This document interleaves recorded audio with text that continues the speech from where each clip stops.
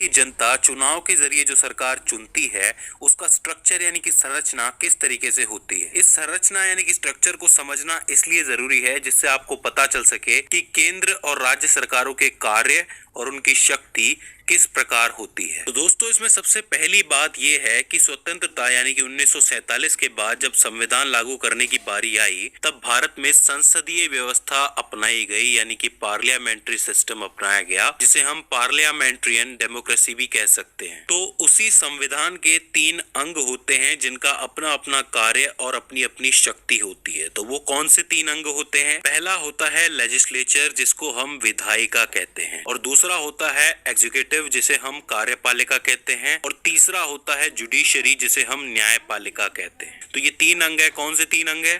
पहला विधायिका, दूसरा कार्यपालिका और तीसरा न्यायपालिका। तो अब इन तीनों में क्या क्या डिफरेंस है? देखिए, जो लेजिस्लेचर होता है यानी कि विधायिका होती है, वो एक लॉ मेकिंग बॉडी होती है, यानी कि वो कानून बनाती है।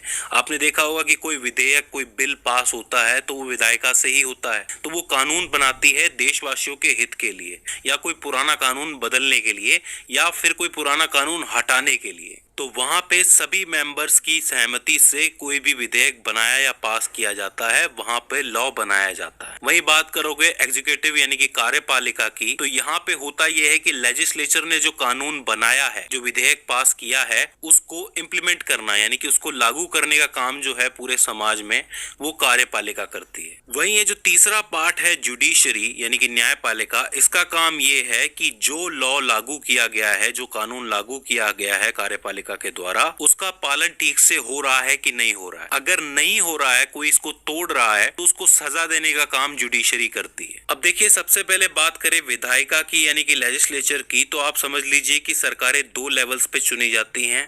पहला क्या होता है? आपकी केंद्र सरकार, और दूसरा राज्य सरकार। केंद्र सरकार ये पूरे देश के लेवल पे चुनी जाती है, और राज्य सरकार अलग अलग राज्यों के लेवल पे चुनी जाती है। अगर पूरे देश के लिए कोई कानून बनाना हो तो वो केंद्र सरकार बनाएगी। जैसे कि द फाइनेंस बिल 2021, जो कि 2021 का बिल है, तो ये पूरे देश के लिए है फाइनेंस बिल, तो इसको केंद्र सरकार पास करेगी। वहीं अगर मान लो कि राजस्थान के लिए कोई बिल पास करना हो सिर्फ राज्य स्तर पे, तो वो राज्य सरकार कर पाएगी, वो केंद्र सरकार नहीं करेगी। केंद्र स्तर पर जहां कानून बनाए जाते हैं उस जगह को हम संसद या इंग्लिश में पार्लियामेंट कहते हैं। वहीं दूसरी तरफ राज्य स्तर पर जहां कानून बनाए जाते हैं उस व्यवस्था को हम विधान मंडल कहते हैं। अब देखिए, इस संसद में कानून बनाने के लिए 2 तरीके के सदन यानी कि हाउसेस होते हैं। एक लो हाउस होता है और एक अपर हाउस होता है।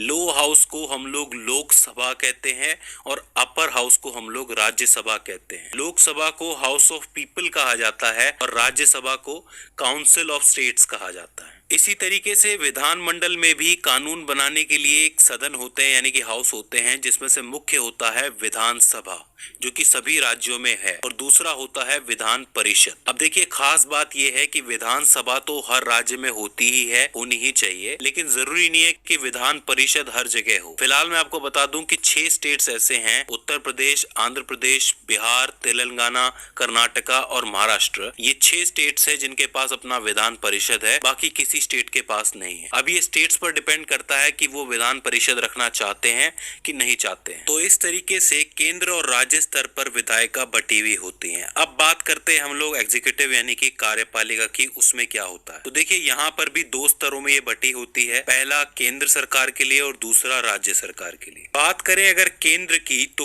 केंद्र में जो प्रमुख होते हैं, जो सर्वोपरि होते हैं, वो होते हैं राष्ट्रपति, उसके बाद आते हैं उपराष्ट्रपति, और उसके बाद आते हैं प्रधानमंत्री, और उनके नीचे होता है मंत्री परिषद। अब उस मंत्री परिषद के अंदर कैबिनेट मिनिस्टर्स भी होते हैं यानी कि कैबिनेट मंत्री भी होते हैं, राज्य मंत्री भी होते हैं और उप मंत्री भी होते हैं। लेकिन मैं आपको बता दूं कि हमारे यहाँ कॉन्स्टिट्यूशन में सबसे ज्यादा पावर जो है वो प्रधानमंत्री को ही दी गई है। वहीं अगर हम बात करें राज्य स्तर की, तो राज्य स्तर पर जो प्रमुख होते हैं वो कहलाते हैं राज्यपाल, और राज्यपाल के नीचे आते हैं मुख्यमंत्री, और मुख्यमंत्री के नीचे आता है उनका मंत्री परिषद।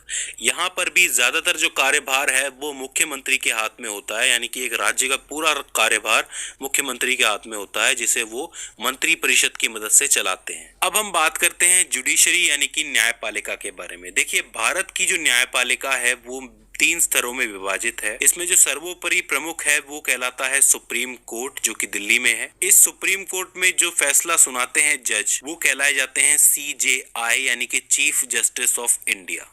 ठीक है, अगर देश पर के स्तर पे कोई भी मुकदमा चल रहा है तो वो उसे सॉल्व करने का काम सुप्रीम कोर्ट करते हैं।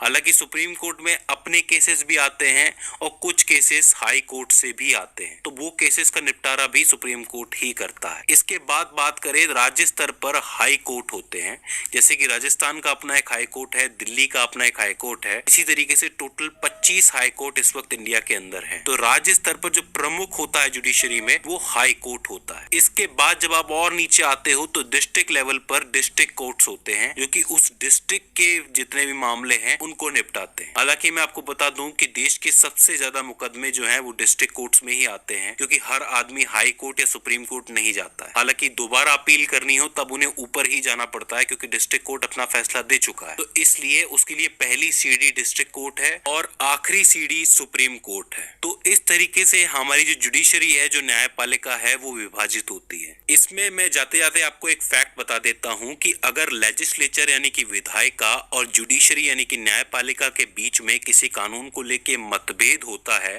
तो उसका निपटारा हमारे राष्ट्रपति जी करते हैं। सो फ्रेंड्स, ये हो जाते हैं कॉन्स्टिट्यूशंस के 3 अंग जिसके ढांचे पर सेंट्रल गवर्नमेंट और स्टेट गवर्नमेंट काम करती है। आई होप ये वीडियो आपके लिए हेल्पफुल साबित रही हो।